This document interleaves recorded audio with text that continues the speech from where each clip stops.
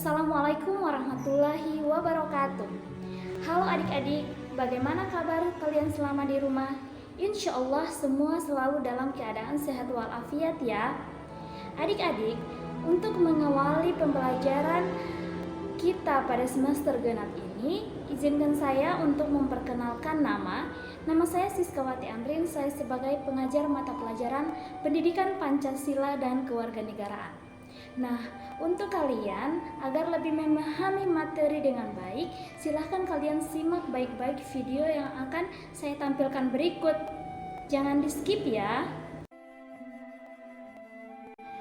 Adik-adik, materi kemarin kan kita sudah membahas tentang mengidentifikasi pengaruh kemajuan IPTEK terhadap NKRI. Kita sudah membahas tentang pengaruh positif dan negatif dari kemajuan IPTEK. Nah, sekarang kita akan membahas tentang bagaimana cara membangun sikap selektif dalam menghadapi berbagai pengaruh kemajuan IPTEK. Manusia di dunia ini tidak dapat melepaskan diri dari kemajuan IPTEK atau ilmu pengetahuan teknologi. Dengan IPTEK, hidup manusia akan dipermudah. Agar tidak menimbulkan permasalahan dan dampak negatif, manusia perlu memiliki tanggung jawab etis di dalam mengembangkan dan menerapkan IPTEK. Nah, bagi bangsa Indonesia, di dalam mengembangkan dan menerapkan IPTEK perlu mengingat landasan idealnya, yaitu Pancasila, dan landasan konstitusionalnya, yaitu Undang-Undang Negara Republik Indonesia tahun 1945. Nah, dalam Undang-Undang Negara Republik Indonesia tahun 1945 telah mengamanatkan bahwa tujuan nasional antara lain untuk memajukan kesejahteraan umum dan mencerdaskan kehidupan bangsa. Selain itu, bumi dan air serta kekayaan alam yang terkandung di dalamnya dikuasai oleh negara dan dipergunakan sebesar-besarnya untuk kemakmuran rakyat. Untuk itu, upaya memanfaatkan, mengembangkan, dan menguasai IPTEK diarahkan agar senantiasa meningkatkan kecerdasan manusia, meningkatkan pertambahan nilai barang dan jasa, serta kesejahteraan masyarakat melalui percepatan industrialisasi sebagai bagian dari pembangunan yang berkelanjutan dengan mengindahkan kondisi lingkungan dan kondisi sosial masyarakat. Nah, dari amanat tersebut jelas bahwa pengembangan dan pemanfaatan IPTEK untuk meningkatkan kecerdasan dan kesejahteraan rakyat secara lahir maupun batin harus mempertimbangkan kondisi lingkungan dan kondisi sosial masyarakat. Ini artinya bahwa pengembangan dan pemanfaatan IPTEK di Indonesia tidak bebas nilai, tetapi harus mempertimbangkan lingkungan dan nilai-nilai sosial kemasyarakatan dan agama yang ada di Indonesia. Adik-adik, sikap tanggung jawab dalam pengembangan ilmu pengetahuan dan teknologi di Indonesia haruslah memiliki kearifan dan berpegang pada prinsip moral. Nah, dengan demikian, pemanfaatan IPTEK dalam kegiatan pembangunan tidak akan merusak lingkungan hidup. Akan tetapi, jika IPTEK dimanfaatkan tanpa kearifan dan dengan tidak pertimbangan moral, kecenderungan untuk merusak lingkungan lebih besar. Kemudian, menerapkan IPTEK disertai dengan etika dan rasa tanggung jawab. Manusia di dalam mengembangkan dan menerapkan IPTEK sudah selayaknya disertai etika dan rasa tanggung jawab. Etika jika dilihat dari segi keilmuan, artinya di dalam mengembangkan IPTEK berdasarkan metode keilmuan dengan langkah-langkah yang sistematis dan bersifat objektif.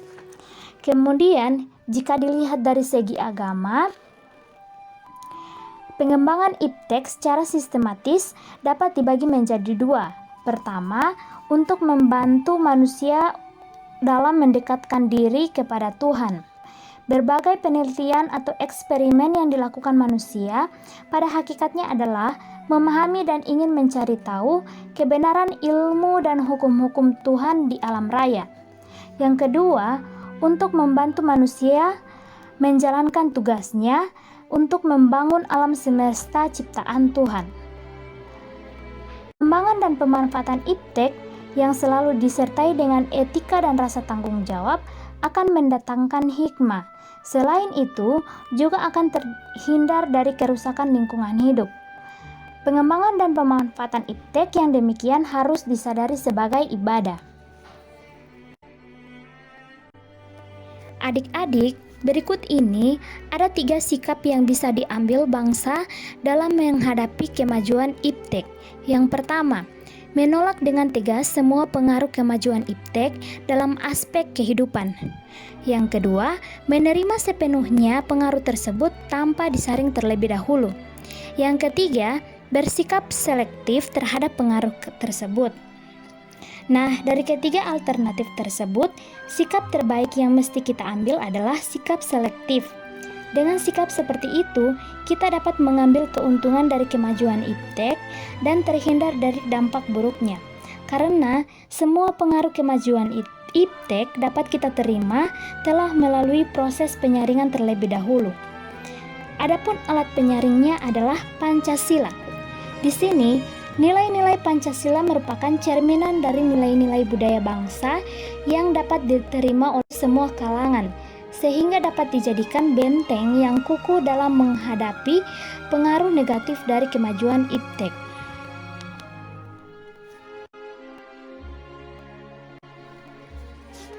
Sikap selektif terhadap pengaruh kemajuan iptek di bidang politik.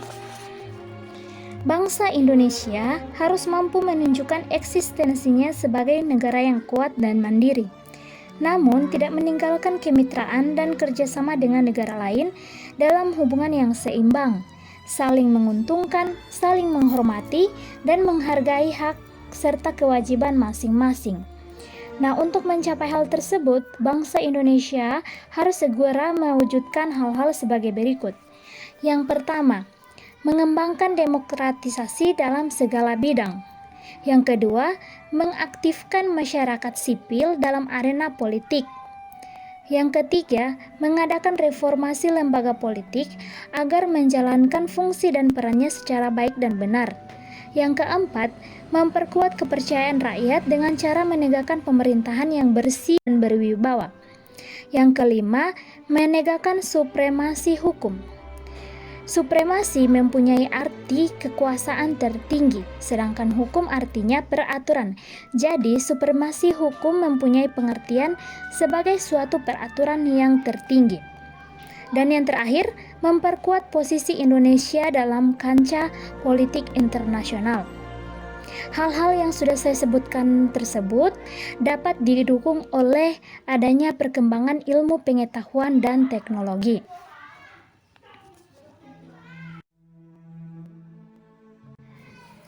Sikap selektif terhadap pengaruh kemajuan iptek di bidang ekonomi. Adik-adik, sebenarnya sebelum menyentuh bidang politik, kemajuan iptek terlebih dahulu terjadi pada bidang ekonomi, seiring dengan berkembangnya proses globalisasi ekonomi. Kenyataan yang terjadi, globalisasi ekonomi lebih dikendalikan oleh negara maju, sementara negara-negara berkembang kurang diberi ruang dan kesempatan untuk memperkuat perekonomiannya. Negara berkembang semacam Indonesia itu lebih sering dijadikan sebagai objek yang hanya bertugas melaksanakan keinginan-keinginan dari negara maju. Akibatnya, semua kebijakan selalu memihak kepada kepentingan negara maju. Nah, untuk itu kita sebagai bangsa Indonesia harus memiliki sikap selektif terhadap dampak kemajuan iptek yang dapat dipertegas, salah satunya dengan meningkatkan daya saing Indonesia di dunia internasional. Seperti yang pertama, meningkatkan kualitas sumber daya manusia Indonesia, misalnya tingkat pendidikannya, derajat kesehatannya, dan kesejahteraannya. Yang kedua, meningkatkan komoditas ekonomi yang mutunya, jumlahnya, dan pasokannya serta harganya bersaing dengan dalam negara-negara internasional. Yang ketiga, perbaikan perangkat hukum yang mengabdi pada kepentingan nasional. Dalam hal ini, hukum yang dibuat harus melindungi kepentingan bangsa dan negara, bukan malah melindungi kepentingan asing. Yang keempat, industri-industri haruslah menggunakan bahan baku dari dalam negeri, sehingga tidak bergantung pada impor dari luar. Sikap selektif terhadap pengaruh kemajuan iptek di bidang sosial budaya. Dalam bidang sosial budaya, kemajuan iptek telah membawa pengaruh dan perilaku yang ditampilkan oleh setiap masyarakat. Di antara pengaruh tersebut adalah dalam hal gaya hidup, gaya berpakaian, dasar ikatan hidup bermasyarakat, dan semakin mudahnya mendapatkan informasi serta ilmu pengetahuan. 3 hal yang disebutkan pertama cenderung memberikan pengaruh yang negatif. Oleh karena itu, kita harus membentengi diri dengan nilai-nilai yang selama ini sesuai dengan kepribadian bangsa, yaitu nilai-nilai Pancasila. Adapun pengaruh yang disebutkan terakhir cenderung memberikan keuntungan bagi bangsa kita. Oleh karena itu, kita perlu mengadopsi hal tersebut dengan tidak mengabaikan nilai-nilai jati diri bangsa Indonesia. Kemajuan iptek salah satunya ditandai dengan adanya kemajuan ilmu pengetahuan dan teknologi. Agar hal tersebut bersifat positif dan dapat diserap ke dalam budaya kehidupan sehari-hari, maka kita perlu mengusahakan perubahan nilai dan perilaku antara lain. Yang pertama, terbuka terhadap inovasi dan perubahan. Yang kedua, berorientasi pada masa depan daripada masa lampau. Yang ketiga, dapat memanfaatkan kegunaan iptek. Keempat, menghargai pekerjaan sesuai dengan prestasi. Kelima, menggunakan potensi lingkungan secara tepat untuk pembangunan berkelanjutan. Dan yang terakhir, menghargai dan menghormati hak-hak asasi manusia.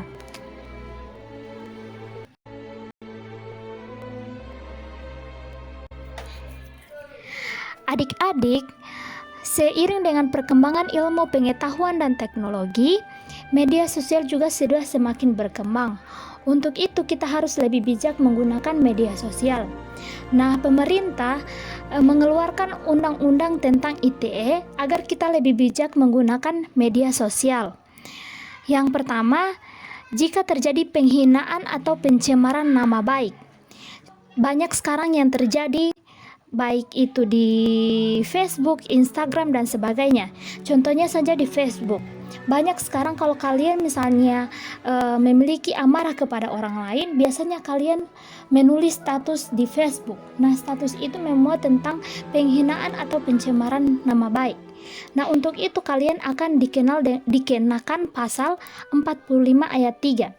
Di mana setiap orang yang dengan sengaja dan tanpa hak mendistribusikan dan atau mentransmisikan dan atau membuat dapat diaksesnya informasi elektronik dan atau dokumen elektronik yang memiliki muatan penghinaan atau pencemaran nama baik sebagaimana dimaksud dalam pasal 23 ayat 3 dapat dipidana dengan pidana penjara paling lama 4 tahun atau denda paling banyak 750 juta rupiah.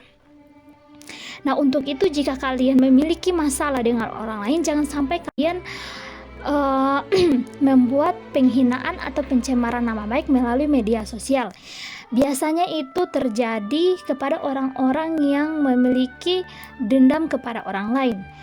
Ada juga penghinaan atau pencemaran nama baik itu diekspresikan melalui meme-meme yang beredar di media sosial. Meme tersebut contohnya pada masa pemilihan presiden kemarin, banyak orang yang membenci presiden karena Presiden Jokowi terpilih sebagai presiden atau pemenang. Nah, orang-orang yang tidak menyukai presiden tersebut biasanya membuat meme-meme yang tidak seharusnya atau yang tidak sepatutnya. Yang kedua, melanggar kesusilaan. Pelanggaran kesusilaan diatur dalam pasal 45 ayat 1, di mana setiap orang yang dengan sengaja atau tanpa hak mendistribusikan dan atau mentransmisikan dan atau membuat informasi elektronik atau dokumen elektronik yang memiliki muatan yang melanggar kesusilaan sebagaimana dimaksud dalam pasal 27 ayat 1 dipidana dengan pidana paling lama 6 tahun penjara dan paling banyak denda 1 miliar rupiah. Nah, contohnya banyak video-video yang beredar di masyarakat, video-video asusila seperti pornografi dan sebagainya. Yang baru-baru saja terjadi itu contohnya kasusnya artis Indonesia yaitu Gisela Anastasia yang membuat video porno yang berdurasi sekitar 19 detik.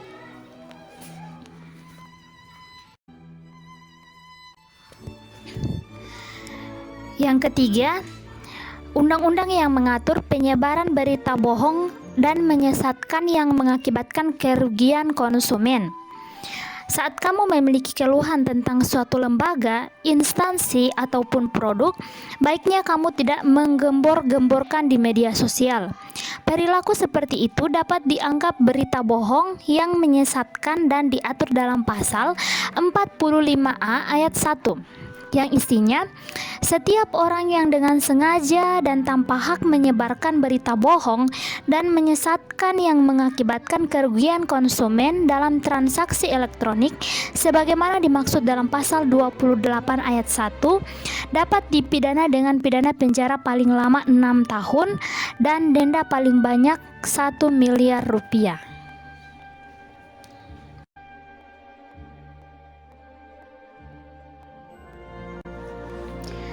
Keempat, undang-undang yang mengatur tentang penyebaran kebencian atau permusuhan individu atau kelompok masyarakat tertentu berdasarkan atas suku, agama, ras, dan antar golongan. Kamu tentunya tidak sendirian bermain media sosial, maka sebisa mungkin hindari memposting hal-hal yang berbau sara. Hukumannya terdapat di pasal 45A ayat 2, di mana setiap orang yang dengan sengaja dan tanpa hak menyebarkan informasi yang ditujukan untuk menimbulkan rasa kebencian atau permusuhan individu dan atau kelompok masyarakat tertentu berdasarkan atas suku, agama, ras, dan golongan sebagaimana dimaksud dalam pasal 28 ayat 2 dapat dipidana dengan pidana penjara paling lama 6 tahun dan atau denda paling banyak 1 miliar rupiah. Nah, adik-adik, yang sudah saya jelaskan tersebut merupakan beberapa contoh undang-undang yang mengatur tentang penggunaan media sosial. Untuk itu, kita sebagai masyarakat yang menggunakan media sosial, bijak-bijaklah dalam menggunakan media sosial.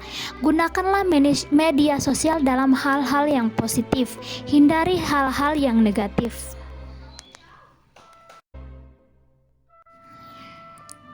Adik-adik, selesai sudah materi kita untuk bab 3 tentang pengaruh kemajuan IPTEK terhadap NKRI. Untuk itu, kalian buatlah tugas sebagai berikut. Pada saat ini, hampir semua orang sudah memanfaatkan jaringan media sosial seperti Facebook, Twitter, Instagram, dan sebagainya untuk berbagai kepentingan. Akan tetapi, ada pula yang memanfaatkan sosial media untuk melakukan kejahatan. Nah, untuk itu kalian buatlah video yang berisi tentang identifikasi kasus pelanggaran hukum yang berkaitan dengan media sosial. Kalian bisa ambil mana saja. Contohnya seperti kasus penipuan, penculikan, penyebaran berita hoax, dan sebagainya. Cukup hanya satu kasus. Carilah kasus tersebut dari artikel di internet, berita di TV, ataupun dari YouTube, terserah kalian. Jangan lupa kalian sertakan sumber, waktu, serta tempat kejadian. Serta jangan lupa berikan pendapat kalian mengenai kasus tersebut. Oke?